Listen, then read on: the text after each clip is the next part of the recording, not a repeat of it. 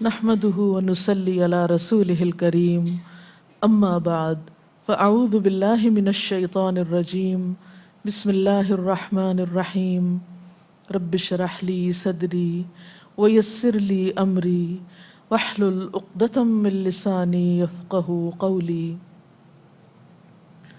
ہماری آج کی گفتگو کا موضوع ہے قرآن مجید اور ہم۔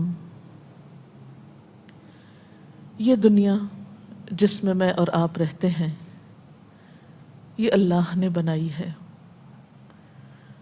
کوئی بھی چیز خود سے خود نہیں بنا کرتی۔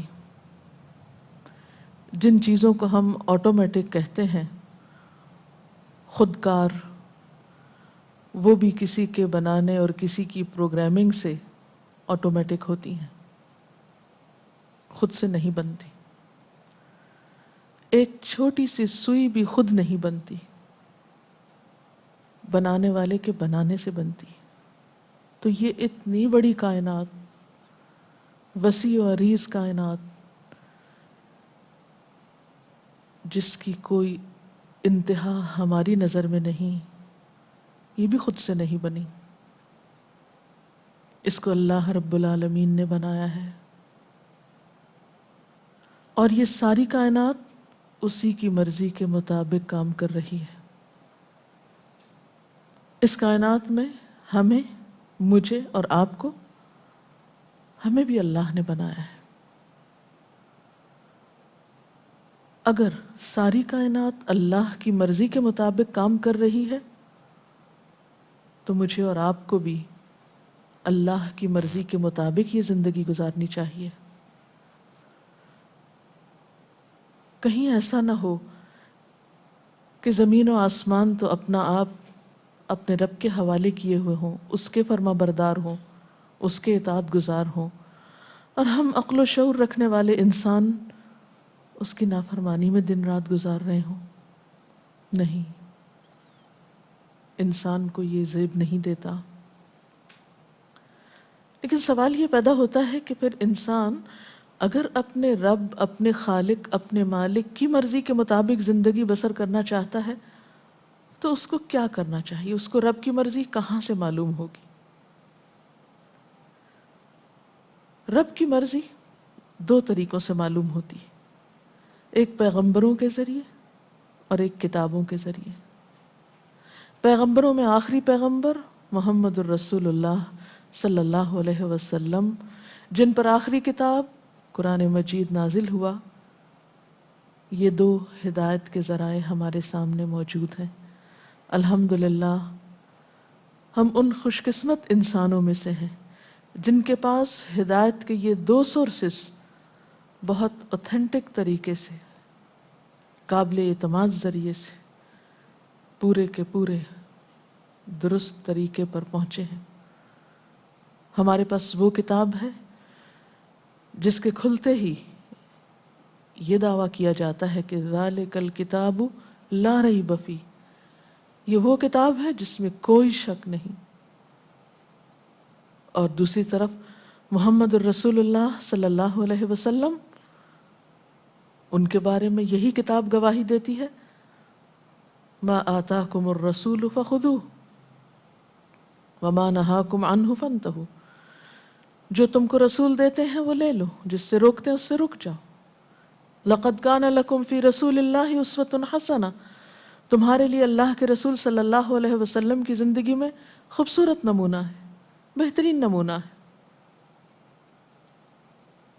اگر ہم واقعی صراط مستقیم چاہتے ہیں، اللہ کی رضا چاہتے ہیں، اس کی اطاعت کرنا چاہتے ہیں، تو ممکن نہیں کہ پھر ان کے بغیر کر سکیں۔ اور خصوصاً قرآن، گر تو خواہی مسلمان زیستن، نیست ممکن جز بقرآن زیستن۔ اگر چاہتے ہو کہ مسلمان بن کے جیو تو ممکن ہی نہیں کہ قرآن کے بغیر مسلمان بننے کا کوئی تصور ہو۔ اس لیے میرے اور آپ کے لیے اس کے سوا کوئی چارہ نہیں کہ ہم اس عظیم کتاب سے، اس عالی شان کتاب سے اپنا مضبوط تعلق قائم کریں۔ بل هو قرآن مجید فی لوح محفوظ. یہی کتاب ہمارے لیے دنیا اور آخرت کی کامیابی کی ضمانت دیتی ہے. رسول اللہ صلی اللہ علیہ وسلم نے فرمایا یہ قرآن اللہ کی رسی ہے، حبل اللہ، یہ واضح نور اور شفائے نافع ہے. جو اس کو تھامے رہے اس کے لیے بچاؤ ہے، اور جو اس کی پیروی کرے، اس کو فالو کرے، اس کے لیے نجات ہے. اگر کوئی ٹیڑھا ہو تو اسے یہ قرآن سیدھا کر دیتا ہے، اس کے دل کا ٹیڑھا پن درست ہو جاتا ہے.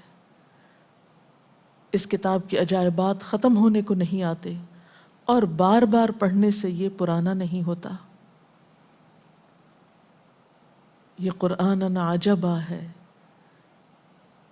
یہ نبی اکرم صلی اللہ علیہ وسلم کو ملنے والا معجزہ خالدہ ہے، قیامت تک باقی رہنے والا معجزہ ہے. ہمارے لیے لازم ہے کہ ہم اس پر ایمان لائیں. وَإِنَّهُ لَتَنزِيلُ رَبِّ الْعَالَمِينَ نَزَلَ بِهِ الرُّوحُ الْأَمِينُ عَلَى قَلْبِكَ لِتَكُونَ مِنَ الْمُنذِرِينَ بِلِسَانٍ عَرَبِيٍّ مُبِينٍ. اور یہ قرآن تمام جہانوں کے پروردگار نے اتارا ہے. اس کو امانت دار فرشتہ لے کر آپ کے دل پر اترا ہے تاکہ آپ لوگوں کو خبردار کرتے رہیں. یہ قرآن واضح عربی زبان میں نازل ہوا ہے. اس کتاب میں ہمارا ہی ذکر ہے. یہ کتاب ہمارے لیے روشنی کا مینار ہے. اس کتاب میں ہمارے لیے شفا ہے. یا ایہا الناس قد جاءتکم موعظۃ من ربکم وشفاء لما فی الصدور. اے لوگو، تمہارے پاس تمہارے رب کی طرف سے نصیحت آ چکی ہے اور شفا ان بیماریوں کے لیے جو سینے میں ہیں. سارے دکھوں کا علاج، غم کا علاج، ڈپریشن کا علاج، سب بیماریوں کا مداوا. وہدن اور ہدایت، ورحمت للمؤمنین اور ایمان لانے والوں کے لیے باعث رحمت. قل بفضل اللہ وبرحمتہ فبذلک فلیفرحوا ھو خیر مما یجمعون. کہہ دیجئے کہ اللہ کے فضل اور اس کی رحمت پر چاہیے کہ خوش ہو جائیں. یہ کتاب ہر اس چیز سے بہتر ہے جسے لوگ سمیٹ رہے ہیں، جسے لوگ جمع کر رہے ہیں. اس لیے اس کتاب کے ساتھ تعلق دنیا اور آخرت میں انسان کے لیے سکھ ہی سکھ اور امن ہی امن کا باعث ہے. تو پہلی چیز یہ کہ اس پر ایمان لایا جائے. دوسری بات یہ کہ پھر اس کے ساتھ ایک مضبوط تعلق قائم کیا جائے. اور وہ کیسے؟ سب سے پہلے تو اس کو پڑھ کے، اس کی تلاوت کے ذریعے. جس طرح انسان کے جسم کو غذا چاہیے ہوتی ہے، جس طرح انسان جسمانی طور پر بھوکا ہوتا ہے، اسی طرح انسان کی روح بھی بھوکی پیاسی ہوتی ہے. اور اس کی بھوک کھانے پینے سے نہیں اترتی. اس کی بھوک، اس کی طلب قرآن سے پوری ہوتی ہے. قرآن روح کی غذا ہے. اور جب انسان اس کی تلاوت کرتا ہے تو روح سیراب ہوتی ہے. آپ صلی اللہ علیہ وسلم نے حضرت ابو ذر سے کہا تھا کہ اے ابو ذر، قرآن پڑھو اور اللہ کو یاد کرتے رہو، کیونکہ اس سے تم آسمان میں یاد کیے جاؤ گے اور زمین میں وہ تمہارے لیے روشنی ہوگی. گویا اس کا پڑھنا روشنی کا باعث ہے، رہنمائی کا باعث ہے.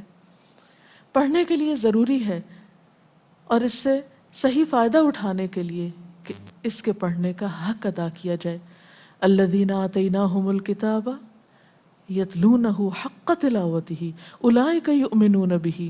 وہ لوگ جن کو ہم نے کتاب دی وہ اس کو اس طرح پڑھتے ہیں جیسے پڑھنے کا حق ہے. یہی لوگ اس پر ایمان لاتے ہیں. اولئک یؤمنون بہ. ایمان کا تقاضا یہ ہے کہ اس کتاب کے پڑھنے یا اس کی تلاوت کا حق ادا کیا جائے. اور حق ادا کرنے میں یہ بات آتی ہے کہ ہم جیسے اتری ہے ویسے ہی پڑھیں، درست ادائیگی کے ساتھ. اور صرف درست ادائیگی ہی نہیں بلکہ اس کتاب کی قرأت میں حسن پیدا کرتے ہوئے. رسول اللہ صلی اللہ علیہ وسلم نے فرمایا لیس منا من لم یتغن بالقرآن، وہ ہم میں سے نہیں جو قرآن کو خوش آوازی سے نہ پڑھے، یعنی اہتمام کے ساتھ اپنی آواز کو خوبصورت بناتے ہوئے اس کی تلاوت کرنی چاہیے۔ آپ صلی اللہ علیہ وسلم نے یہ بھی فرمایا زینوا القرآن باصواتکم، قرآن کو اپنی آوازوں سے مزین کرو، یعنی اسے خوبصورت انداز میں پڑھو۔ ایک اور جگہ پر ہے آپ نے فرمایا قرآن کو اپنی اچھی آوازوں کے ذریعے حسین بناؤ، کیونکہ اچھی آواز قرآن کے حسن میں اضافہ کرتی ہے۔ یعنی قرآن تو ویسے ہی حسین ہے، لیکن خوبصورت آواز سے اس کو پڑھنا اسے اور حسن بخشتا ہے، اور زیادہ مؤثر ہو جاتی ہے تلاوت اور قرات، اور پھر دل کی حالت بھی اسی اعتبار سے بدلتی ہے۔ حضرت طاؤس سے مرسلن روایت ہے، کہتے ہیں کہ آپ سے پوچھا گیا کہ کوئی شخص قرآن کو اچھی آواز سے اور اچھے طریقے سے پڑھنے والا ہے؟ آپ نے فرمایا وہ شخص کہ جب تم اسے پڑھتے ہوئے سنو تو تمہیں ایسا معلوم ہو کہ وہ اللہ سے ڈر رہا ہے۔ اچھی طرح پڑھنے میں کیا چیز آتی ہے؟ اچھا پڑھنے والا کون ہے؟ کیا صرف خوبصورت آواز سے پڑھنے والا؟ نہیں، اس کی پہچان یہ بتائی گئی کہ جب وہ پڑھ رہا ہو تو تمہیں محسوس ہو کہ وہ اللہ سے ڈر رہا ہے، کیونکہ محض گائیکی کے انداز میں پڑھنا ہی کافی نہیں، بلکہ اس کو دل لگا کر پڑھنا اور اپنی روح کو اس میں شامل کر کے پڑھنا، وہ اسے خوبصورتی دیتا ہے۔ اور جس طرح کوئی شخص دنیا میں اہتمام کے ساتھ اس کو پڑھتا ہے، قیامت کے دن ویسا ہی معاملہ اس کے ساتھ کیا جائے گا۔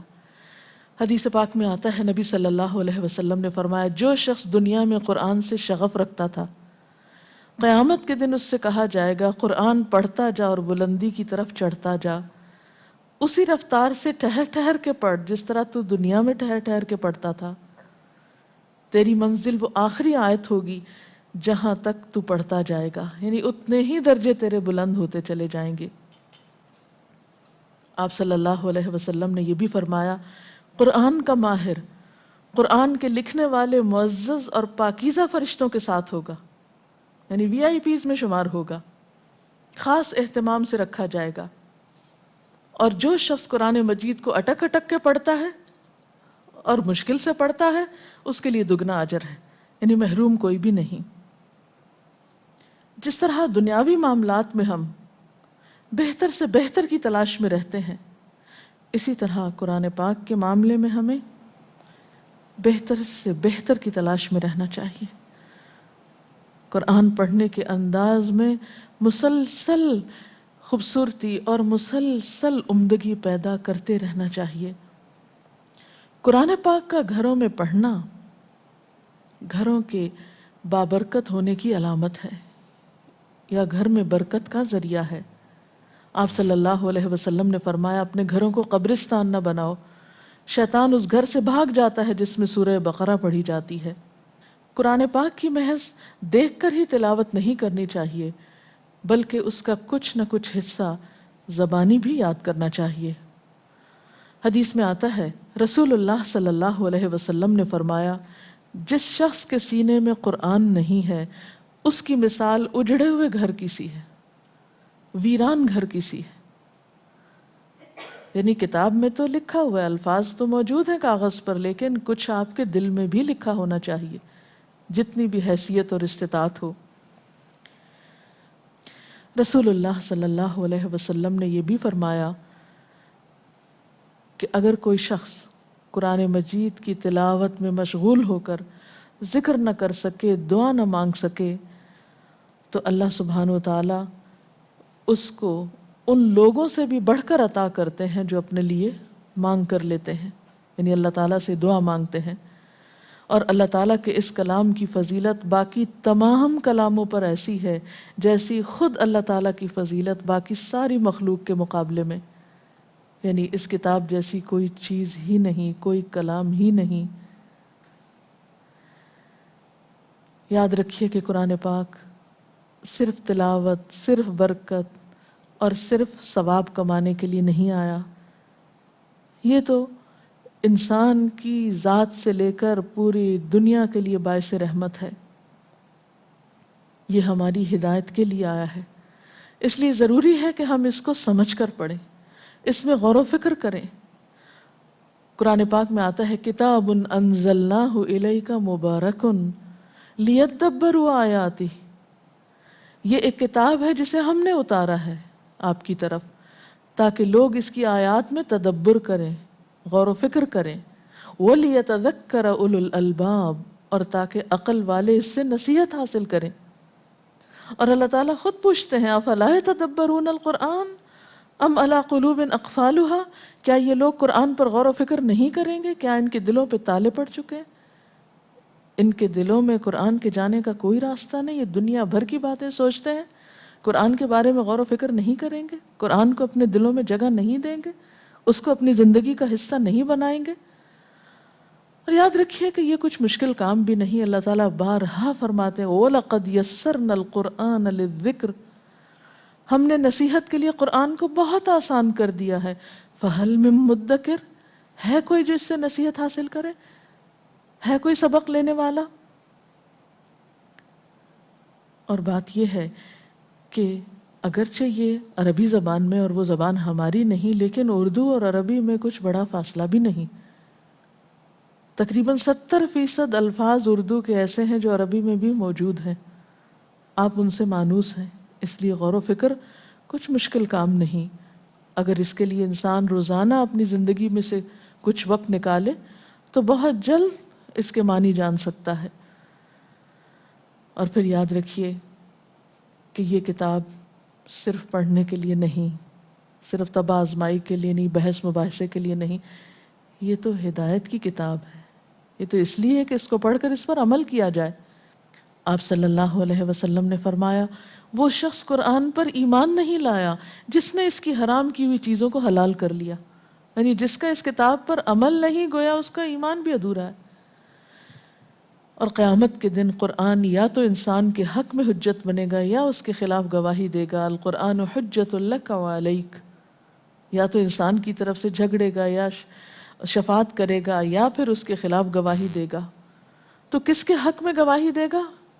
جو اس پر عمل کرنے والا ہوگا، اس کا حق دینے والا ہوگا۔ حضرت عثمان اور حضرت عبداللہ بن مسعود کا طریقہ یہ تھا کہ اگر آپ صلی اللہ علیہ وسلم سے وہ 10 آیتیں بھی پڑھ لیتے تھے تو جب تک ان آیات کے تمام علم و عمل کے پہلوؤں کو اپنے اندر جذب نہیں کر لیتے تھے، آگے قدم نہیں بڑھاتے تھے۔ وہ کہتے ہیں کہ ہم نے قرآن کے علم اور عمل کو ساتھ ساتھ لیا ہے۔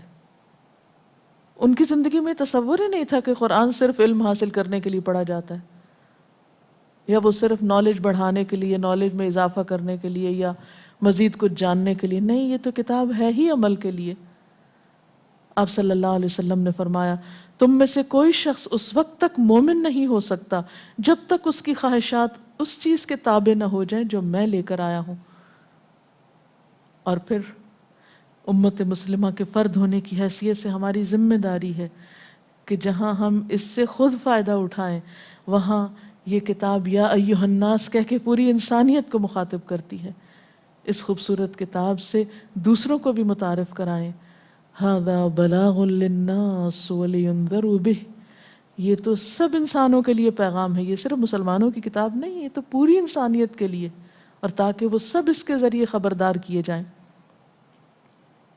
اور اسی لیے آپ صلی اللہ علیہ وسلم کو خصوصی تاکید کی گئی وَأُوحِيَ إِلَيَّ هَذَا الْقُرْآنُ لِأُنذِرَكُم بِهِ وَمَن بَلَغَ، میری طرف وحی کی گئی ہے کہ میں اس قرآن کے ذریعے تم کو بھی خبردار کروں اور جس کو یہ پہنچے۔ گویا یہ کتاب ساری انسانیت کی ہدایت کے لیے ہے، اور اس کے لیے کیا ضروری ہے پھر کہ ہم اس کو سیکھنے یا سکھانے والے بن جائیں۔ آپ صلی اللہ علیہ وسلم نے بشارت دی ہے خیرکم من تعلم القرآن وعلمہ، تم میں بہترین ہیں وہ لوگ جو قرآن سیکھیں اور سکھائیں۔ قرآن ہمیں پکارتا ہے، اب بات ہمارے ذمہ ہے کہ ہم اس کی پکار پہ لبیک کہتے ہیں یا اس سے منہ موڑ لیتے ہیں۔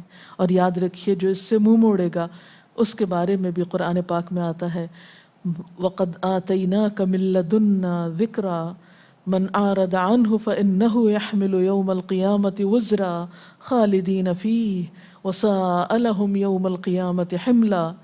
ہم نے خاص اپنے ہاں سے تم کو ایک ذکر عطا کیا، جو کوئی اس سے منہ موڑے گا وہ قیامت کے روز سخت گناہ کا بوجھ اٹھائے گا، اور ایسے سب لوگ ہمیشہ اس کے وبال میں گرفتار رہیں گے، اور قیامت کے دن ان کے لیے بڑا تکلیف دہ بوجھ ہوگا.